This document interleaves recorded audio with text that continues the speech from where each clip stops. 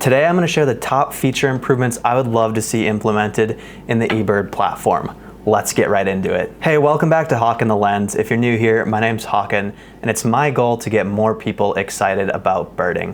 Whether you're new to the hobby or you've been spotting birds for a while, there's always something new to learn and explore. It's near Christmas time, so wish lists are on my mind, so I figured why not make an eBird wish list for feature improvements I'd love to see that would make the app that much better, in my opinion.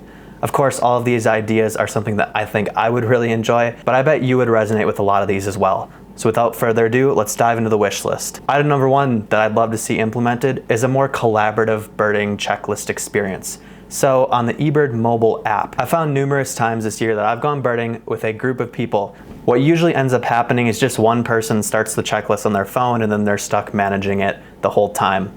It would be really sweet if you could invite people to a live birding session and everyone could access the checklist together. This would make things easier, like maybe there's a huge group of birds, one person is tasked with counting it, the other person is submitting the notes for that species count you're seeing. It'd be really sweet if each of the people you're birding with could all submit observations. I do recognize that this does potentially create a problem where you might double count birds easier because multiple people submitted it, but I do think the group themselves could manage who's doing the submission, and I think the pros outweigh the cons. Wishlist item number 2, and this is a thing that I want implemented more than anything else. So please, Cornell Lab, if you're watching this video, Hotspot Reviews and information. On the eBird website, there's some really great information about what kinds of birds you can see at hotspots and all the hotspots around your area.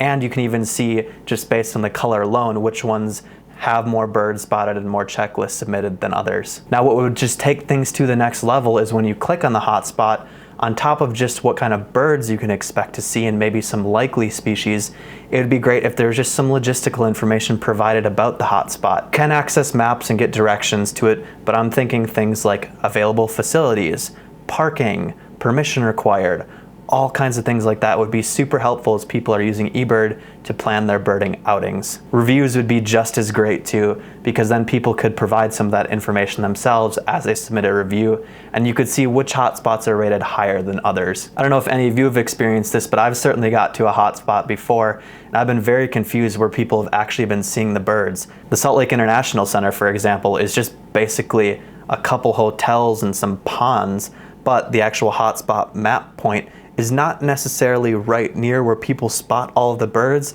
so it'd be really nice to hear from other users who have gone to that location what they think about the area. Please, Cornell, implement some hotspot review and information. I would love that. Wishlist item number 3, and this is actually going to be a collection of things. It's almost like a grab bag set of features. I would love to see an improved social experience on eBird. As we try to get more people interested in birding and conservation and expanding this amazing hobby to all kinds of new birders, it would be really great and make it a lot easier to do so if there was some improved social features.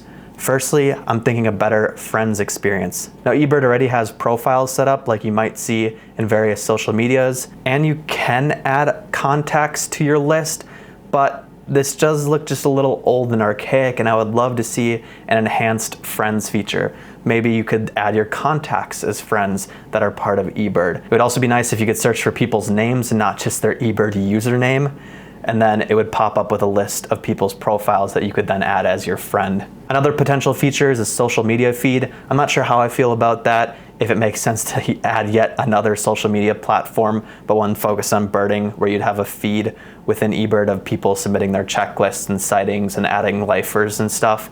It could be pretty cool. I'm not as strongly opinioned about that one though. What would be really unique is if you could share a lifer or a new sighting or something really rare directly from eBird to a social media platform, like maybe an Instagram story. If you want to share some media you uploaded to eBird along with the sighting, you could just hit a button, share it right to that Instagram story or maybe a Facebook post or whatever it may be. I just think all of these features would increase the social aspect of birding a little bit more. If you integrate the checklist and data aspect more with a social aspect as well, it could get more people interested and excited about birding. Now, it's worth noting I've thought of these features and I think they're definitely possible because I've seen them done before.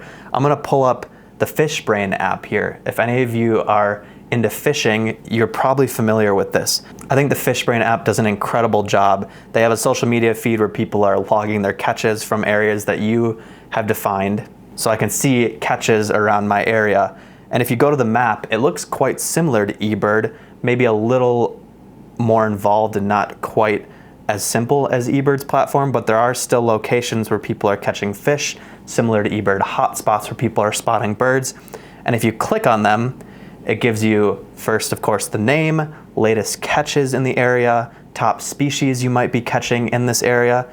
And what's even cooler, like I was talking about before, is they have reviews. Now this hotspot is a 2.8 out of 5 on FishBrain, so apparently not so good, but you can read some of these reviews and gather some extra information about the eBird platform if it was implemented on eBird like it is on FishBrain. They even have extra resources like directions on opening maps in Google Maps, forecasts for weather, and potential fish you might be expecting. It's just a really clean, well thought out app and platform that I think eBird could take away a little bit from. All right, let's get to wishlist item number 4, better alerts. Now eBird already has alerts set up. For me personally, I get email alerts sent to my inbox daily.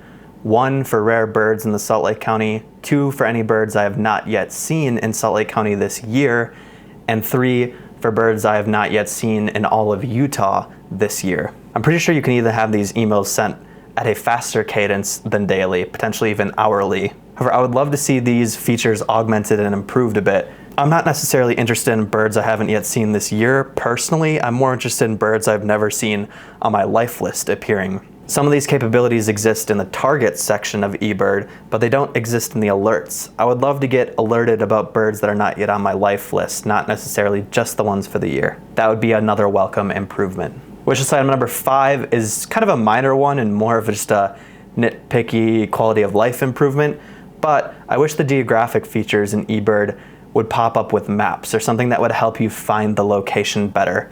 For example, if I'm exploring a certain species, let's say the pinyon jay, something that's been plaguing me for a while, and I want to look at data for a certain county, I have to know the name of the county.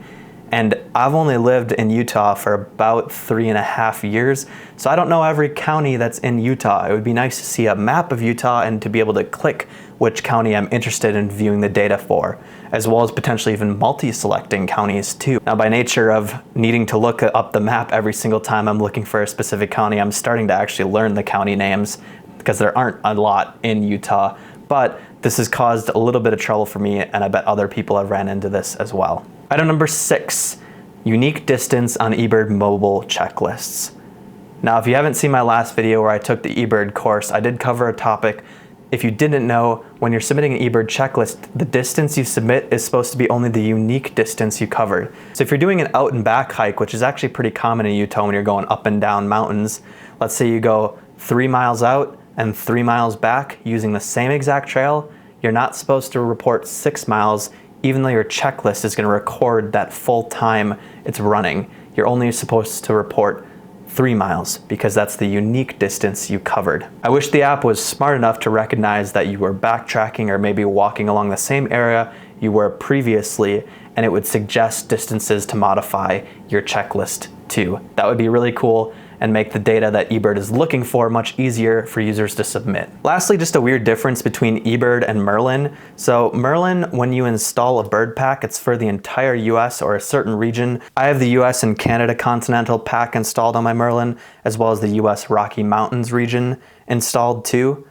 But when you go to eBird itself, its packs are state specific in the US. So I have the Idaho pack installed, the Utah pack installed, the Wisconsin pack installed, the Arizona pack installed, the California pack installed, the Nevada pack installed.